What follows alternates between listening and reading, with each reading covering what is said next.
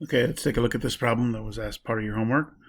I hope as you read through this problem, you recognize that this is actually quantitative, even though technically you can't really have 0.5 of a tap. You're counting, and they give you mean and standard deviation, so it's another reason it's quantitative. This is an hypothesis test because I cannot find the words confidence interval. And they give me this data, which would be given to me as X bar. Anytime you use quantitative data, you use the symbol X bar, and that's equal to 420. And they also give me the standard deviation, which is equal to 60. So as I read through that, those are the three key things that I'm going to keep in mind as I solve this problem. Hopefully you got that. So the first thing we're going to do is state.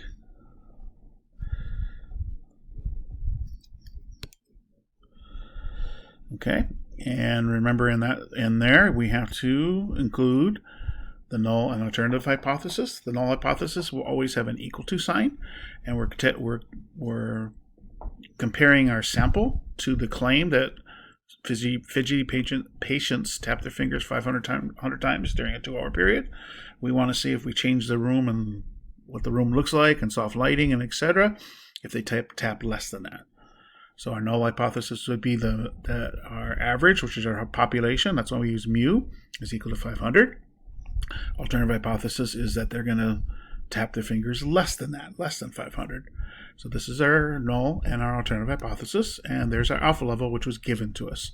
So remember, alpha level is our decision-making process. If we get a percentage that's below that, we get to say the null hypothesis is probably false. If we get a percentage above that, then we get to say the null hypothesis is probably true. Okay? All right, so then we go on to the plan, which is our famous 3 categories, random, normal, and independent. And if you notice, it did say that there was a random sample. For normal, we look at the central limit theorem, and in this case, the sample size was 400, which is bigger than that magic number 30. So we don't have to make graphs. Distribution is considered approximately normal already. Independent, we take 10 times our sample size, which is 500. I'm sorry. Should be 10 times 400.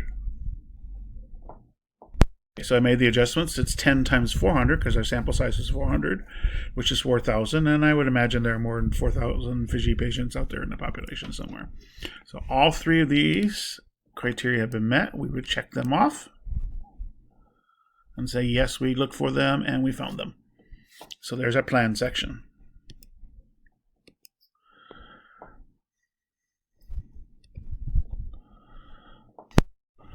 So for our do, we again write the formula 3 times, once in words, once in symbols, and once with numbers. As you can see there, looking at the notes, there's the symbols and words. I do use T here because this is quantitative. If you remember, we used Z before when it was categorical. There's the symbols. There's the numbers that were given to us. And I grabbed my calculator and I did a t-test under the test statistic. Let me show you on the calculator. Again, I went menu, statistics, down to stat tests, and I picked the t-test. Remember, we never do 1 or 3. T-test is for quantitative data. And we do get this option of whether it's a data. That's if you have inputted your data into a listen spreadsheet, which we didn't do. So we're going to pick the option for stats. They already gave me the mean and standard deviation. I have to calculate it myself. And I type in the values. My mu was 500 from the null hypothesis. The X bar was 420, that was given to me. The standard deviation was 60, was also given to me. And the sample size was 400. We just got to make sure we pick the less than symbol because we want to find out if it's they fidget less. Hit OK, and there's where I got my values. T is negative 26.66, p-value is 0, and the degrees of freedom is 300. And you can see those are the 3 values that I recorded here. So then I conclude and I compare this p-value, which is 0.